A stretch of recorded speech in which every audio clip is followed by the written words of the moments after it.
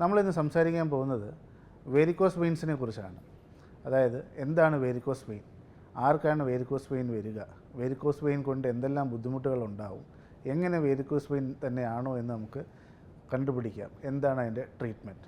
അപ്പോൾ ആർക്കാണ് varicose vein കൂടുതലായിട്ട് വരിക എന്ന് പറഞ്ഞു കഴിഞ്ഞാൽ, ഒരുപാട് നേരം നിന്ന് ജോലി ചെയ്യുന്ന എല്ലാ മേഖലയിലുള്ള ആളുകൾക്ക് വേരിക്കോസ് വെയിൻ വരാൻ ഉള്ള സാധ്യത കൂടുതലാണ്. ഒരുപാട് നേരം നിന്ന് ജോലി ചെയ്യുന്നവർക്ക്.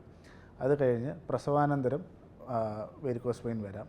പിന്നെ വയറിൻ്റെ അകത്ത് ഈ രക്തധമനിയെ പ്രസ് ചെയ്യുന്ന കണക്കത്തുള്ള മുഴകളോ കാര്യങ്ങളോ ഉണ്ടെന്നുണ്ടെങ്കിലും വേരിക്കോസ് വെയിൻ വരാം. എങ്ങനെ നമുക്ക് വേരിക്കോസ് വെയിൻ്റെ ഡയഗ്നോസിസ് ചെയ്യാം എന്ന് വെച്ച് കഴിഞ്ഞാൽ, നമുക്ക് ഒരു അൾട്രാസൗണ്ട് ഡോപ്ലർ സ്കാൻ വെച്ച് രക്തധമനിയുടെ ഒരു സ്കാൻ ചെയ്ത് കഴിഞ്ഞാൽ നമുക്കത് വേരിക്കോസ് വെയിൻ്റെ പ്രശ്നം തന്നെയാണോ എന്നുള്ളത് തിരിച്ചറിയാൻ പറ്റും. ഇനി എന്താണ് വേരിക്കോസ് വെയിൻ കൊണ്ടുള്ള ബുദ്ധിമുട്ടുകൾ?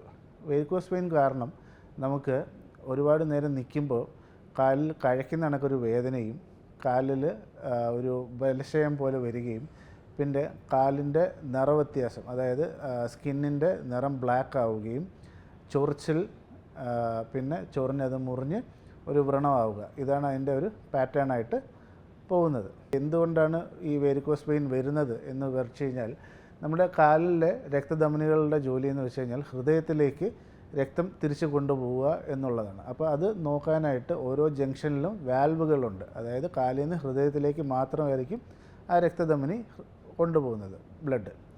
അപ്പോൾ ഇങ്ങനെ ഒരുപാട് നേരം നിൽക്കുന്നവർ, അല്ലെന്നുണ്ടെങ്കിൽ വയറിനകത്ത് എന്തെങ്കിലും മുഴ ഉണ്ട്, പ്രഷർ കൂടുതലാണ്, അങ്ങനെയൊക്കെ ഉള്ളവർക്ക് ഈ വാൽവുകൾ കേടാവാൻ ഉള്ള സാധ്യത കൂടുതലാണ്. വാൽവുകൾ കേടാവുമ്പോൾ എന്ത് സംഭവിക്കും? താഴോട്ടും കൂടെ ബ്ലഡ് ഇറങ്ങാൻ തുടങ്ങുന്ന ബ്ലഡ് അവിടെ വെയിനിൽ തങ്ങി നിൽക്കുകയും, അതിനകത്ത് ഹീമോസിഡറിൻ്റെ അളവ് കാരണം കാലിൻ്റെ കളർ വ്യത്യാസം വരികയും ചൊറിച്ചിലുണ്ടാവുകയും ചെയ്യുന്നു. അപ്പോൾ നമ്മൾ അറിയാതെ തന്നെ ചൊറിയുമ്പോൾ ഈ കാലിൽ കെട്ടി നിൽക്കുന്ന ബ്ലഡ് ഓക്സിജൻ ഇല്ലാത്തതാണ്. അപ്പോൾ അവിടെ ഒരു മുറിവുണ്ടാകുന്നു. ആ മുറിവ് പിന്നെ ഉണങ്ങാതെ വലിയൊരു വ്രണം പോലെ വർഷങ്ങളായി കൊണ്ടു നടക്കുന്ന ആളുകളുണ്ട്. അപ്പോൾ ഇതിന് നമ്മൾ എന്താണ് ചികിത്സ ചെയ്യുക?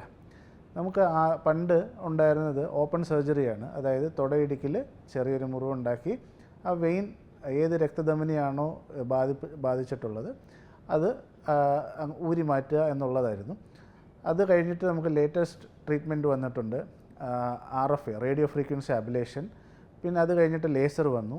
ലേസർ കഴിഞ്ഞിട്ട് വെനോഗ്ലൂ എന്ന് പറഞ്ഞിട്ട് ഒരു ഗ്ലൂ പോലെ ആ വെയിൻ അങ്ങ് അടച്ചു തീർക്കാൻ പറ്റും, അടച്ച് കളയാന്നുള്ള ഒരു ട്രീറ്റ്മെൻറ്റ്. 4 ഈ ട്രീറ്റ്മെൻറ്റ് ഓപ്ഷൻസും ആ വെയിൻ ഇല്ലാതാക്കുക എന്നുള്ളതാണ് ചെയ്യുന്നത്. അതിൻ്റെ ഗോൾഡ് സ്റ്റാൻഡേർഡ് ഓപ്പൺ സർജറി തന്നെയാണ് ഇപ്പോഴും.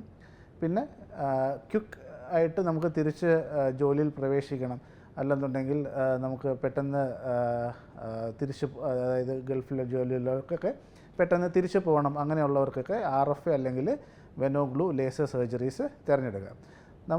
നമ്മുടെ ഹോസ്പിറ്റലിൽ ഓപ്പൺ സർജറിയും ചെയ്യുന്നുണ്ട്, റേഡിയോ ഫ്രീക്വൻസി ചെയ്യുന്നുണ്ട്, ലേസറും ചെയ്യുന്നുണ്ട്. ഇത് 3ഉം നമ്മുടെ ഹോസ്പിറ്റലിൽ അവൈലബിൾ ആണ്. ഇതിനെക്കുറിച്ച് കൂടുതലായിട്ട് എന്തെങ്കിലും അറിയാനോ അല്ലെന്നുണ്ടെങ്കിൽ എന്തെങ്കിലും സംശയങ്ങളുണ്ടെങ്കിൽ കമൻറ്റ് ബോക്സിൽ പറയുക, ഞാൻ റിപ്ലൈ തരുന്നതായിരിക്കും. Thank you.